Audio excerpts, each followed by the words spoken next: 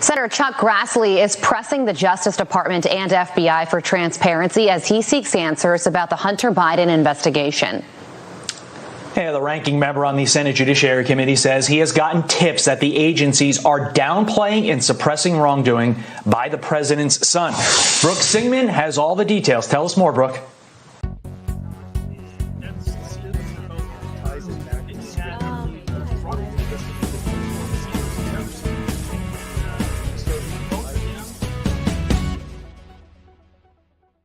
Hey, good morning, guys. That's right. Highly credible whistleblowers have come forward to Republican Senator Chuck Grassley, alleging a widespread effort within the FBI to downplay and discredit negative information about Hunter Biden. Now, that's according to a scathing letter Grassley wrote to FBI Director Christopher Wray and Attorney General Merrick Garland. He writes, quote, "The allegations provided to his office appear to indicate that there was a scheme in place among certain FBI officials to undermine derogatory information connected to Hunter Biden by falsely suggesting it was disinformation."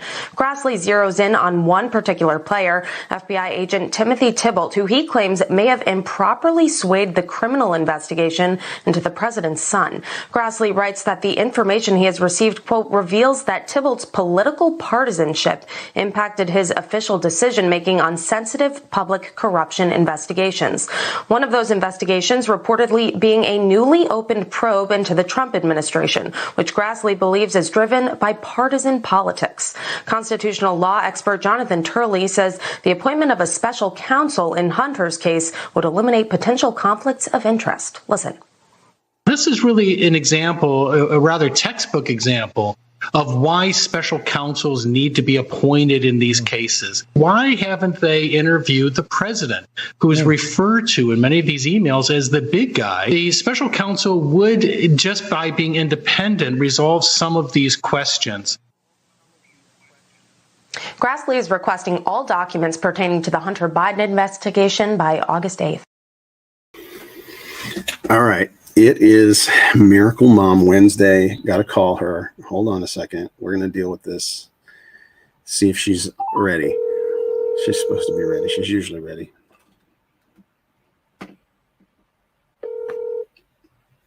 Hello. Happy day before your birthday to you. Happy day before your birthday to you. Happy day before your birthday, dear Miracle Mom. Happy day before your birthday. Hi, Mom. Well, thank you. That was good timing. Yeah, so I just told the whole world when your birthday is. Tomorrow. Not the whole world, but our audience. You know what? I got to remember to go into the comment section, and I have a couple things I need to say real quick. Okay. Did you watch the clip we just played? I mean, did you see it? Yeah, I watched part of it, and then my phone rang, so I didn't get all of it. And then your phone rang. Sorry, I'll know to delay a little bit next time.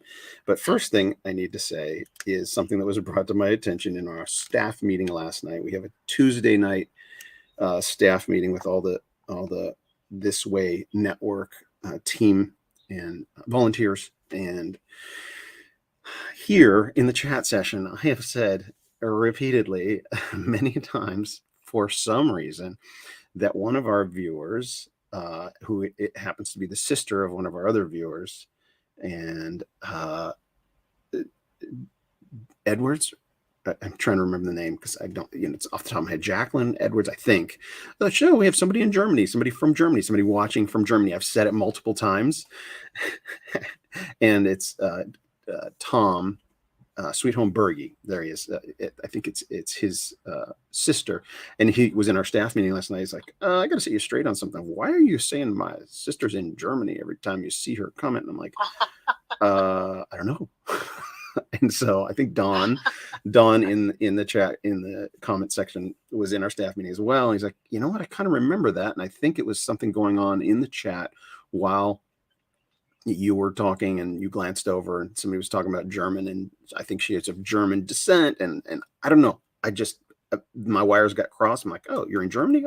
And so I've said it multiple times when I see her commenting, and she's joining us from Germany, even saying it to guests like, oh, we have an international audience. We do have an international audience, but it just so happens that She's not from Germany. She's in Dallas. She's in Texas. So I just want to set the record straight. When you see her, I've given out misinformation. I'm glad we haven't been banned because of that misinformation. I've been spreading lies about one of our audience members. So accept my apologies, please. Okay. Dawn is saying, never heard that version.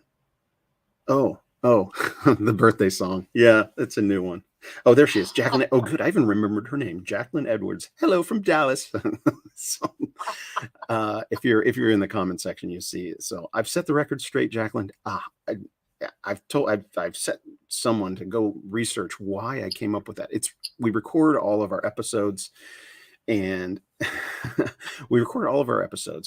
and it would be like a needle in a haystack going back and trying to figure out why I had that in my brain. But it's an example of how you can just be mistaken about something and perpetuate a falsehood on some random thought you had, or somehow something was miscommunicated or you received it wrong. This is the transition into what we're talking about. How am I going to transition? There's a lot of people that think there's nothing wrong with our president. They've just bought a line like, well, it's just those Republicans that hate him and they're going to lie about him, etc. But everybody's turning on him. Are you there, Mom? Oh yeah, I'm here. I'm waiting to be waiting for a cue. Waiting for a cue. Well, I have a thought going through my mind. I was just deciding whether I should say it in this chat session or not. I mean, I've already plastered it all over the internet on my Facebook page. And so, wait, before you say it, on Facebook, you've said it on Facebook, and you've survived on Facebook, right? I've survived. I didn't go to Facebook jail. Okay. Far. So Facebook and YouTube seem to be fairly in cahoots on the things that they don't allow. So I'm going to say, based on that, you're still alive on Facebook after saying it. You're probably okay to say it here. Go ahead. Well, and the fact is, when I made the comment, I've gotten huge response agreeing with me. So I thought, okay, well, let's hear it. So far, so good. Oh, I don't know. I was just, this whole Joe Biden president thing has just been such a disaster. But me being the old lady that I am, I posted a comment saying it was in reference to Jill Biden. Okay. Dr. Jill Biden. Dr. Jill Biden, the loving wife of Joe Biden, and I'll paraphrase, what I was saying, because this is what I believe. The thing that I find more disgraceful is the fact that even during the primaries, Jill Biden, the wife of Joe Biden, knew that Joe has a progressive brain disease. And she supported him running for the most powerful office of leadership in the free world. And my comment essentially was saying that because she made her priority power, notoriety, fame, all of that stuff that goes with it, she made that a priority over what is happening to her husband with a progressive brain disease. To me, that is appalling. That has led to his shame and disgrace, and put an entire nation at its highest risk for national security that we have ever known. Okay, producers, subclip that subclip that and make it a short on the channel or something. Mom's take on Jill Biden. Oh, that was so well articulated, Mom. Ooh, ooh, ooh. But, basically that's what I was saying. To me, that's the disgrace. I see Joe Biden almost as a victim of his own wife's inability to step in, look forward, and say, no, my husband has a progressive brain disease. He has no business moving forward into this leadership role on that basis. That would be love. That would be love. Talk about hating America and hating your husband, right? To just like legacy. It's like, oh, I get to be the first lady and married to the president of the United States, right? That's all that mattered. And there's maybe somebody in the comment section can help me, but a lot of the stuff, I mean, the Hunter Biden's laptop is so loaded with stuff, and it is definitively, no question about it, Hunter Biden's laptop, the way they've been treating it, it's clearly, and so all the damning evidence is there on this administration, on the president. And Hunter said something, maybe you guys in the comment section can find it for me, but he said something about Jill, because Jill's his stepmom, not his real mom. And he had some very negative words to say about Jill Biden. And I don't want to, he just said he said some negative things to say, and I don't want to misquote. So if somebody in the comment section finds it exactly what he said, but even Hunter, well, I do want to transition to Hunter now. So we've had this going on 2 years now of investigations of the election, of what happened, was there fraud, right? Were there things going on that were illegal that shouldn't have happened? And as these investigations proceed, a lot of people, in the first 2 months were like, well, see, no judge will even take these cases. And like, people don't understand how court systems work. It takes a long time to put a case together and present it to a judge, and then for a judge to get it to the right judge, or to do a court to accept it and do a proper investigation, right? That's just how our system works. And all these investigations have proceeded, and lots of things have been discovered. It's like, you can't say it was the most secure election. But aside from all of that, aside from the mechanics of the election, there was a tech CEO, and I forget which. It might have been Facebook. It might have been Google. I don't remember which one it was, and I forget who the interview was.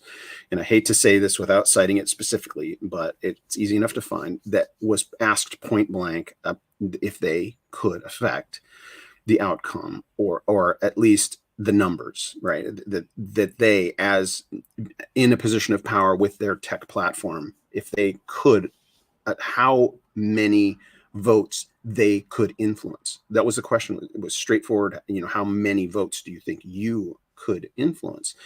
And the guy said 15 million.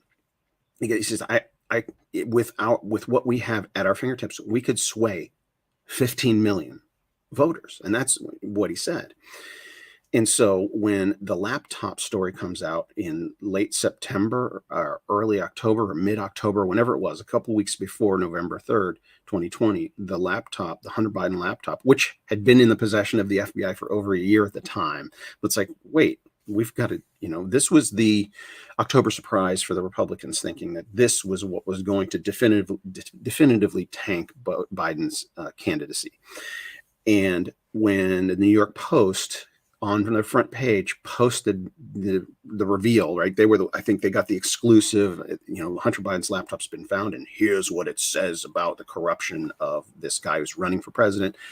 And then Twitter deleted the New York Posts, and all of the big tech monopolies suppressed this story, suppressed it. And then we know what happened on November 3rd. And then immediately after, a survey was taken, or within a month or two after the election, a survey was taken, and the survey of Biden voters determined that 17% of those who voted for Joe Biden, 17% If they had known about Hunter Biden's laptop, they would not have voted for Joe Biden. 17% of 80 million, right? 17% of 80 million. What's that? That's like, it's like 15 million or something like that, right? And the numbers kind of line up.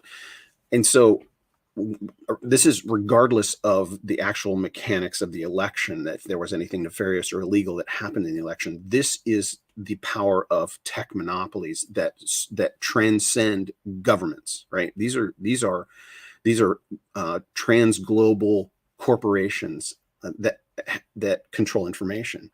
And so all of that is now exposed, and all of those former Biden voters are wide awake now. So this is all good news. But now Grassley, who's been considered a rhino, is, my friend Doug Tenaple, who I hesitate to even mention here on YouTube. You watch my show with Doug, right? Oh, yeah. What do you think? Fridays. Yeah, Doug and Q. What do you think of that show? Doug's growing on me.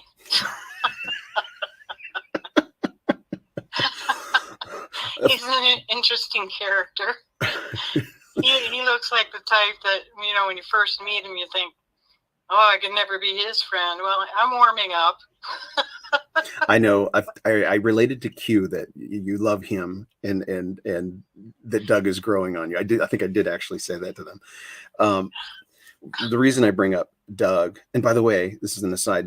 Dad met Doug on my road trip. We went and visited Doug, and that they sat and talked forever because my dad knew personally some of the comic book artists that Doug studied in college. Oh. So they had a lot to talk about. My dad was in that culture of some of the underground comic book artists. My dad knew them. Your former husband, and Doug. It's like I talked to Doug about it later. I said, have you ever had a conversation with anybody like that you could, it's like shorthand, like you can go straight because you both know the artist, their technique, some of their work, and you could just, he's like, no, I've never, in all of his years as a successful animator and cartoonist, Doug had never had that kind of conversation, and he had it with Dad. All right. So the reason I bring up Doug is Doug is actually helped me kind of not go too far to the fringe of hating all rhinos, right? So, you know what the word rhino means?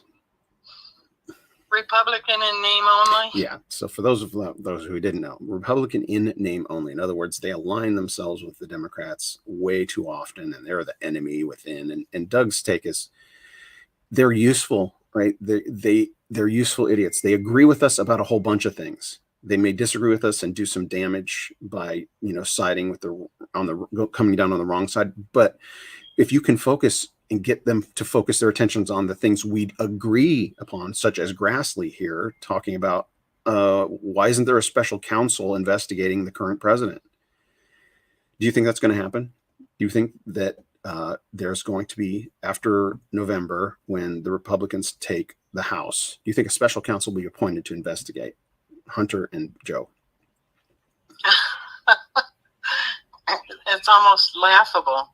I mean, okay, go ahead. Get your special counsel. Go ahead and investigate. We know it's all going to go nowhere. Oh, really? Same old. Oh, so it'll go nowhere. It'll go nowhere. We already know of their criminal activities around finances with other countries. It's gone nowhere. It's going nowhere. Well, it's gone nowhere because, we're living in a time that it's unprecedented. We just had a global shutdown because of Joe Biden's business partner, right? We had a global shutdown because of our president's business partner, right? Corporations. Well, frankly, Joe Biden's going to be dead by the time they get anywhere. That's how that works.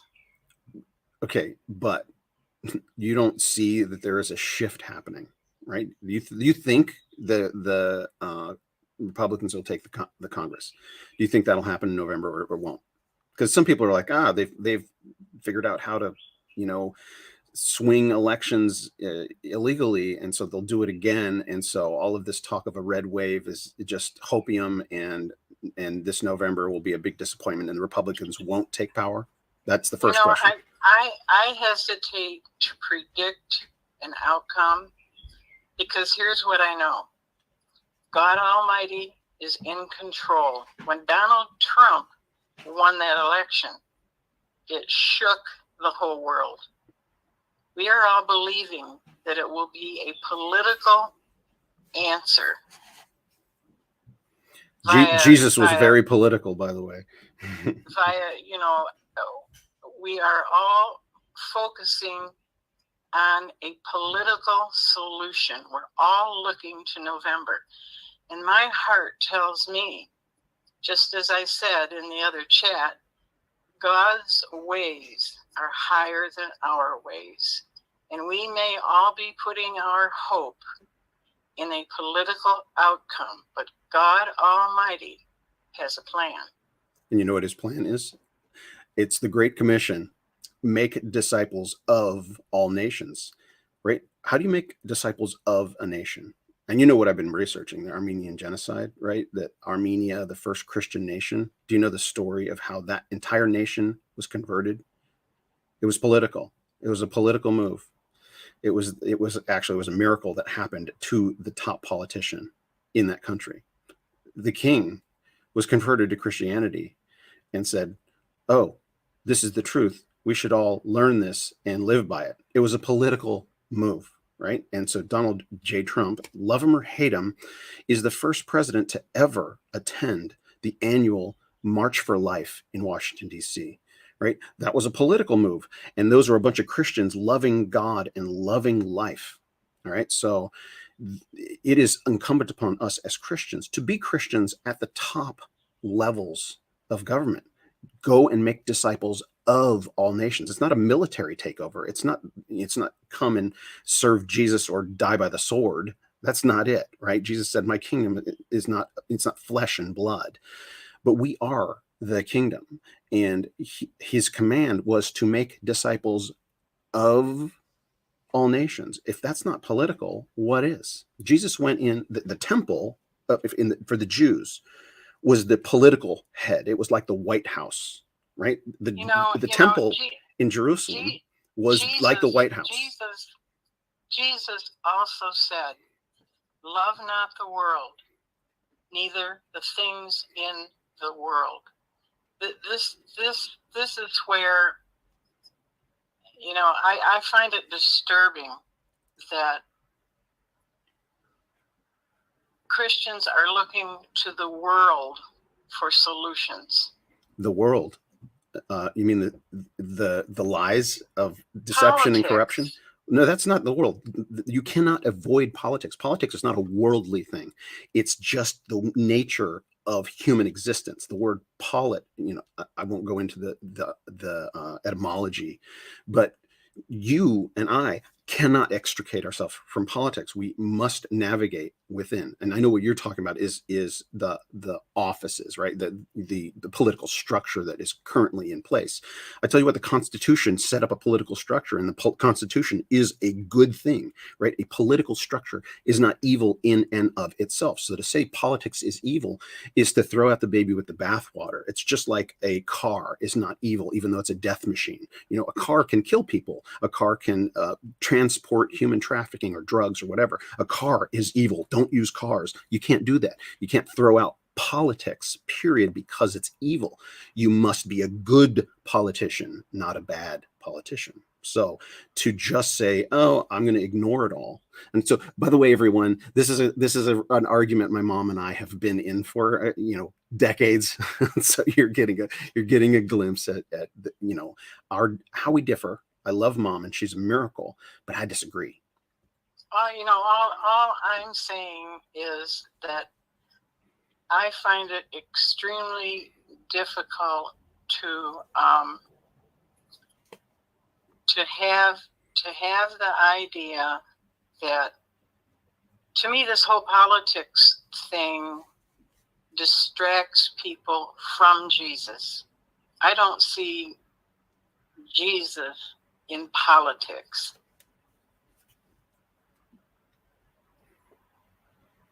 People are looking to men. They need to be looking to Jesus. But you are the only Jesus many people will ever see. You are the body of Christ, right? We are Jesus in the world. We are his workmanship. We are his handiwork. We are the church. We are the kingdom. Like, what does it mean, look to Jesus? Well, look to Jesus in me, follow me as I follow Christ. That's what we tell everyone. I'm a child of God, and I don't follow me in my sin, right? My sinfulness, that's the worldliness. Don't pursue the passions of the flesh. I know, Michael. I know what you're saying, but I don't see Jesus in the Democratic Party. I don't see Jesus in the Republican Party. That's what I'm saying. It's politics that has corrupted our government. Well, I see Jesus in Christians, right? In godly people, right? That's where you see Jesus. And some of them are Republicans, and there's a few of them that are Democrats, right? It's not this clean line, right? Democrats are of Satan and Republicans are of Christ. And that's a problem that people have. I remember when I first went to, not first, it was my second or third year of college, and I went to a Christian college. And I remember one of the professors being a Democrat and a couple of the students being Democrats. And I remember hearing a circle of classmates going, like, kind of whispering, like, I didn't know it was possible to be a Christian and be a Democrat. And it was like, literally, those words came out of somebody's mouth. And it was kind of eye-opening to me at the time as well, because I'd only been a Christian for 6 or 7 years at the time.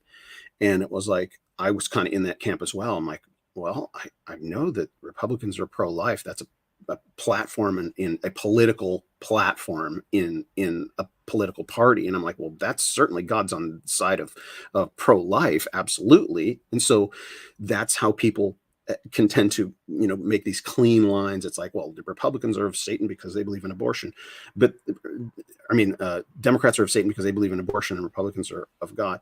But it's not that clean. It's the individual. And so politics is a device that God created for us to use to govern, right? It's just something that God created that to govern, and it's ugly and it's disgusting, and it's always been that way. You look through the Old Testament and how the kings, the politicians of the time, didn't serve God, but it's a structure that is at our disposal, and good people do good with it.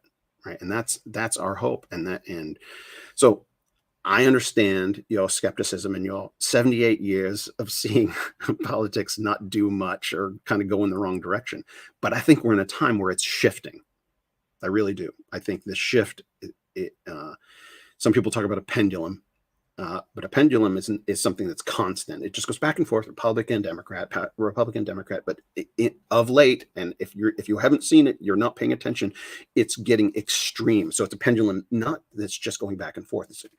It's shifting one way and even shifting even harder the other way, and it's got to stop at a certain point. It can't keep just swinging back.